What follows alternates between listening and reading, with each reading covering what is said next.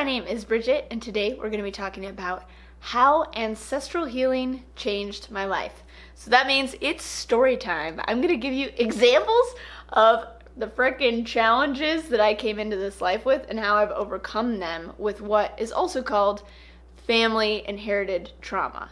And this might be like, this has nothing to do with me, or this is like intense, or that kind of thing. But honestly, so much, some traditions even say over 50% of our current challenges actually stem back from our ancestors. They're passed down before we're even born in the morphogenetics, in our genetics. So it's so entangled, it's so intertwined with us that we think that it actually is us, or like our problem or something like that, when actually often it isn't.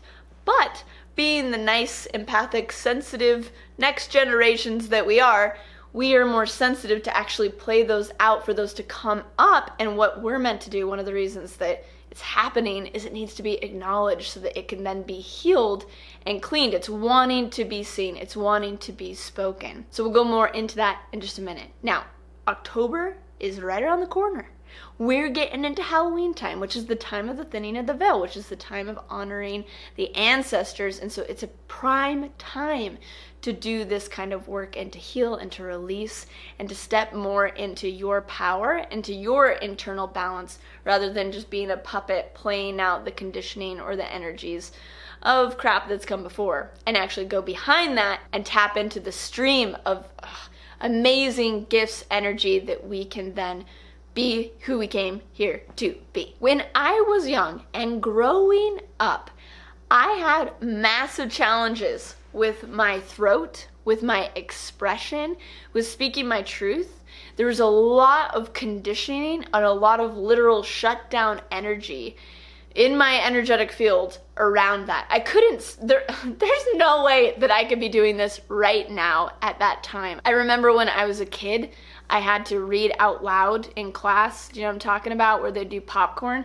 And it literally was the scariest thing I could even conceive of, having to read out loud or speak in front of people. I could dance in front of people, which was funny, but I couldn't actually use my throat and express my truth.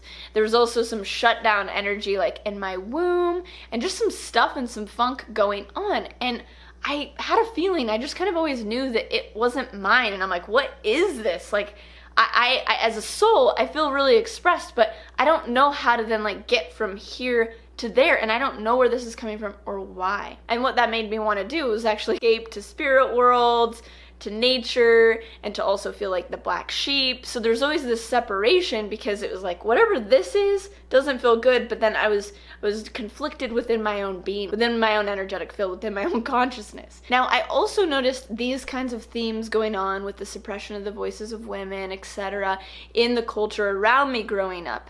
It was a very religious Mormon culture, and in those circles, generally speaking, there is the suppression of that energy of women's full expressions and naturalness.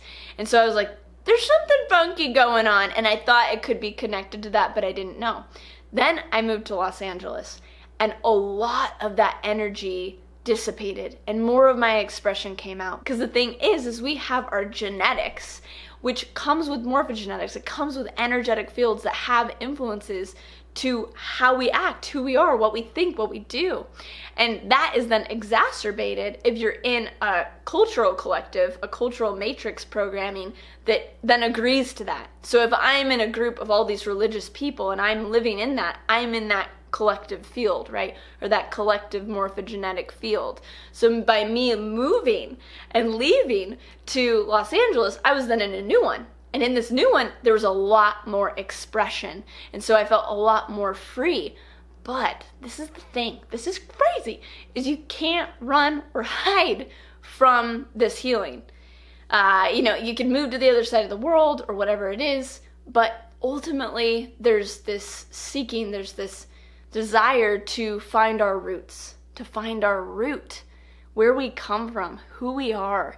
And that can go to the stars, but before we go to the stars, we need to understand who we are as humans. And sometimes we know that the energetic fields and the families we come from are so not what we want that we're just like, I'm gonna bypass that and I'm gonna just cling on to some other roots. How about I connect to other tribal traditions that aren't even from what I was born into? Let me go into different psychedelic traditions. Let me go into different ceremonies or connect with different cultures that aren't even mine because I need roots, but going back to my original roots does not feel good.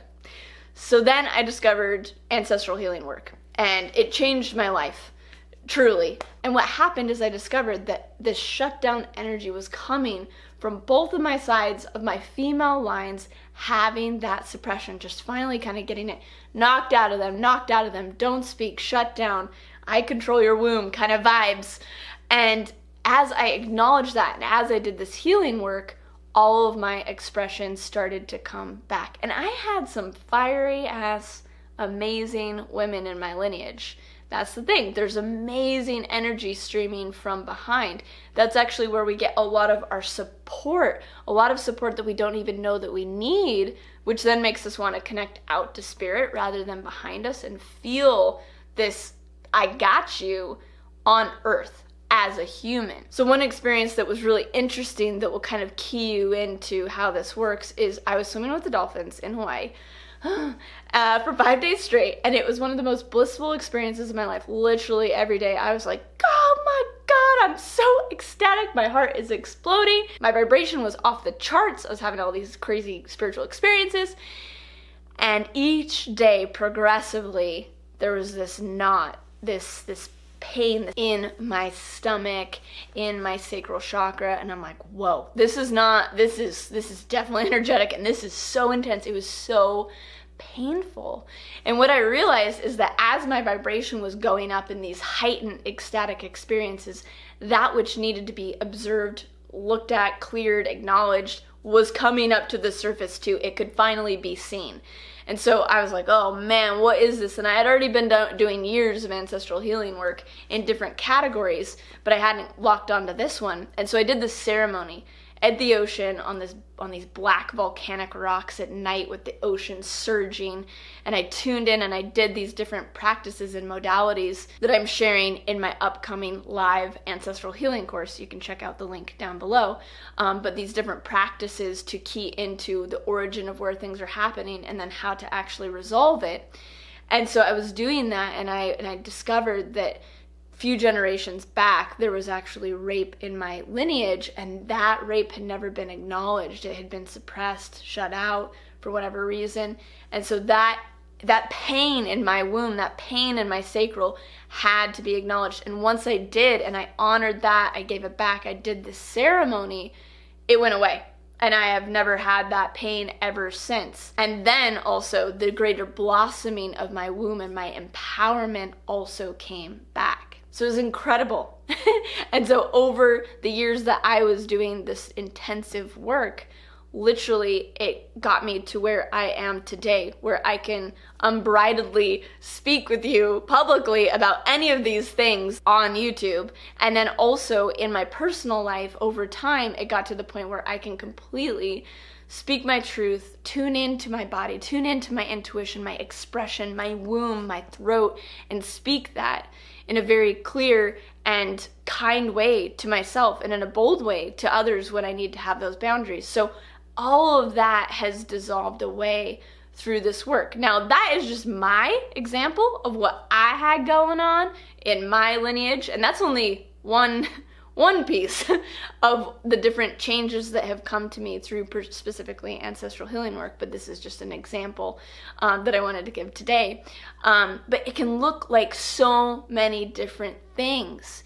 It can look like challenges, with finances or relationships. It can look like certain moods or, depressions or certain anxiety. Like it can look like so many different things. And again, it feels so intertwined and entangled into your experience, and it's been happening for so long, so you think in your life, because it merged, that morphogenetic ancestral field merged with you as you were being created and formed into your energetics, And so this untangling is super powerful and super empowering. And it's obviously incredibly helpful for you, but it also helps all of your family, and it also helps thus the world.